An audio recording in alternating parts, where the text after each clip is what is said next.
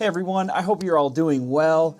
So today I wanted to talk to you about detail work. Now this is something that I get a ton of questions about because I work on these larger paintings, these really highly detailed, realistic, studio quality paintings like I like to call them. And a lot of the questions I get, especially because it's very hard for me to post real-time versions of these paintings because they are so long, is how do I get such realism? How do I get such detail out of a painting such as this? And so this is something I want to touch on today, and I want to show you, hopefully just provide some insight, sort of open up your mind and get you to understand how easy it can really be. I really want to simplify it down for you. And so you can see this painting here was one I did recently, and it turned out to be very, very detailed. And I got a few questions, a few emails about this, and so that's why I wanted to jump in here and just talk about it. And so I'm going to show you how you can turn something like this, which is not super detailed, and get it to look like this, which is the finished painting, highly detailed, and hopefully open up your eyes to the fact that you can do this too with some patience and some discipline. So, okay, let's jump back towards the beginning of the time lapse I showed you. And this is about midway through the painting. And I really am just starting to add the fine details, those details that make it into a very realistic painting. And so let's talk about the barn. Now, of course, if you've watched my video about how to paint this barn, I used a ruler to aid me, and this is a T ruler just to make sure my lines are nice and straight. And at this point, I should also point out that from here on out in the painting, I'm using nothing but a liner brush. I think a lot of people can get confused on that. You need a certain type of brush, an expensive brush. These are all cheap brushes because I use them so much so that they get worn out really quick, no matter how cheap or expensive the brush is. It's just the only way that I can get the detail. And so I'm going to be using a liner brush throughout the rest of this painting, which is probably the majority of the work involved. And all I'm doing here is just taking that ruler and I'm slowly but very, very meticulously painting in the cracks, the boards, so the dark space between each board. And this is just a great example of how just a really simple detail. If you can paint one straight black line with a ruler, you could paint the entire siding on this barn. That's really all it is.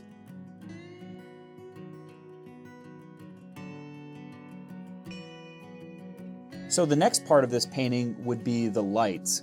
And this is a question that I get asked a lot, is how do I make the glow of the lights? How do I make it look like the lights are actually turned on? It's actually a lot easier than you probably think. And so I'm using pure white paint to start out because I don't want to add any color.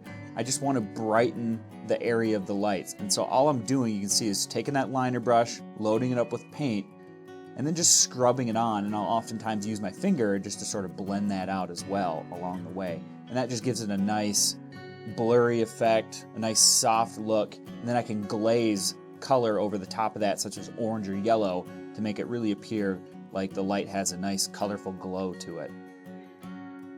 And so this is just a really good thing to point out as well, is that it really comes down to just individual textures. Change the texture, change the way you use the brush, the way you scrub it against the canvas. So we're using the very tip of the brush for things like the cracks between the boards, and we're using the sides of the brush for things like soft glows of a light bulb, say. And so now I'm working on the tractor, and it's just the same process as adding the light source, except for I'm doing it within the confines of this tractor outline. So I'm just very carefully coloring in the outline of this tractor with sort of a muted green tone.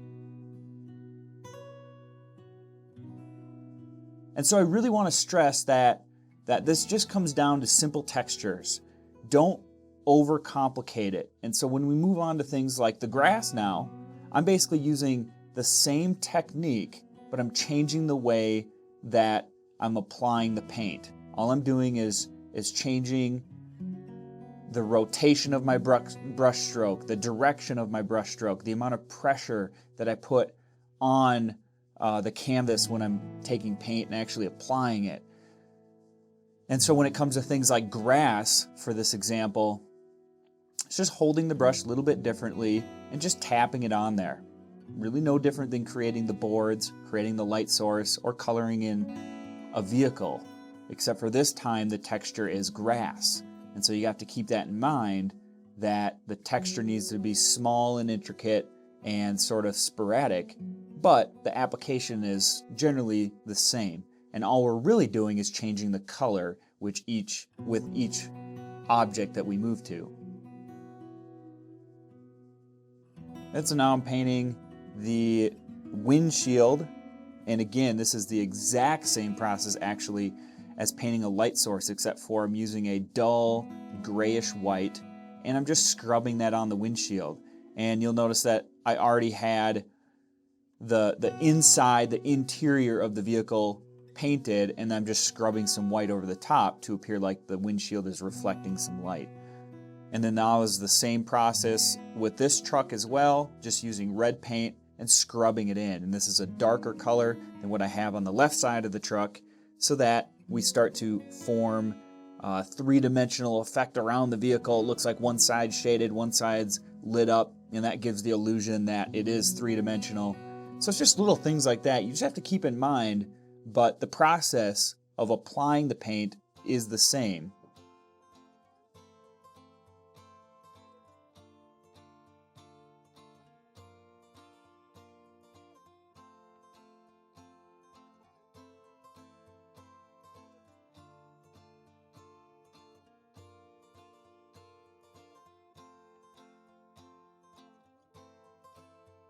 And so now I'm jumping back to the grass. So I jump from portion to portion. I constantly switch to different areas as I'm working on detail work within this painting. So I'll go from the grass to the trucks to the barn, back to the grass, to the trees, to the sky. And it's really because I want everything to sort of be in harmony with one another. If I focus on one thing, I might overdo it. I might work more than I need to on one certain area. So I'd like to go slowly when I'm adding detail, and I like to just go from object to object throughout the painting. And I really want to also stress that this just comes down to patience and having the discipline to use a liner brush and sit there for hours and hours and hours and just work out these little details. And so this is just tapping on grass detail, and now moving on to the house. In front of the house, actually, I'm working on some trees. I've just got a very dark mixture of paint. I'm just taking that liner brush and painting some branches. Very simple. I don't think I really did any highlight work on these trees. A nice dark tone pretty much did the job.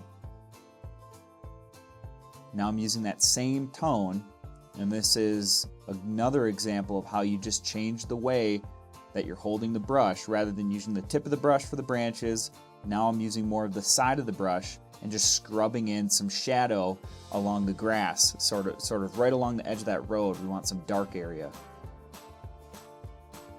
And now switching back to using the tip of the brush again and just tapping on the leaf detail in this tree.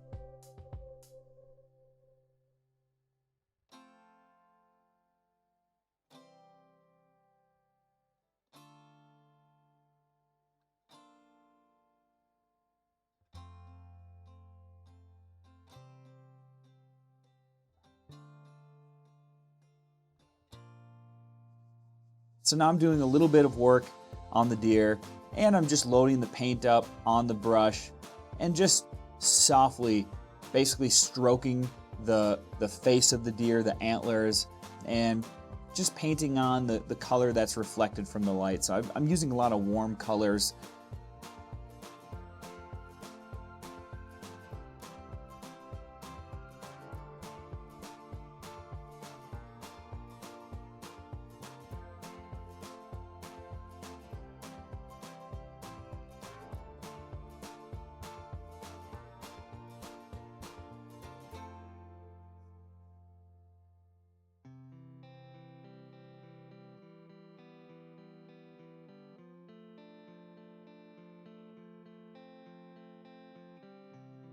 And so now I'm going back to using the side of the brush, and I'm sort of just going back and forth with my brush strokes, just scrubbing on some small highlights in the road.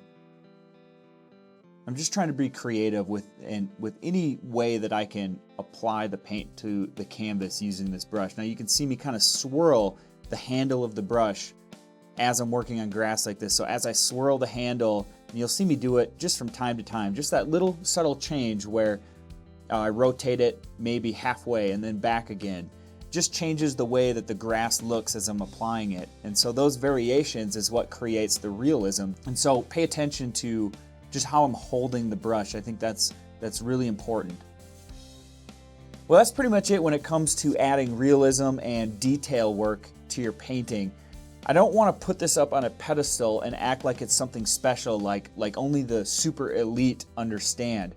I think what it really comes down to is using a small brush, such as a liner brush, maybe a small filbert brush, things like that. There's some specialty brushes out there, and just taking those tools and being very patient with the process and just meticulously going over and over. It's almost like pixelating your artwork, because if you look out in nature, there's a lot of very, very small pixelated textures, and it's a lot of random textures. And so just being patient with that and just repeating that process over and over and over again is going to give you an outstanding result if you're using the right colors and you're also using the right contrast in relation to everything else around it in the painting.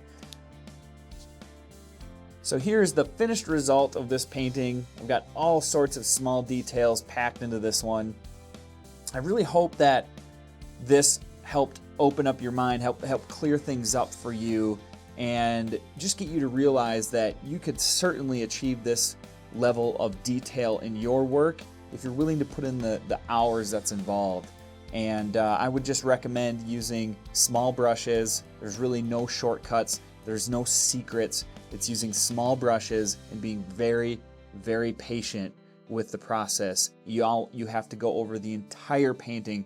I think 30% of my painting is getting the foundation, and 70% is using a liner brush and adding those finishing details. So please be sure to ask questions if you have any. I will continue to try and provide insight for you guys and help share the things that I learn along my journey as an artist. And if you enjoyed this video, please like and subscribe to my channel. And of course, if you want to support my channel, check out my free print giveaway, as well as my eBay auctions and website.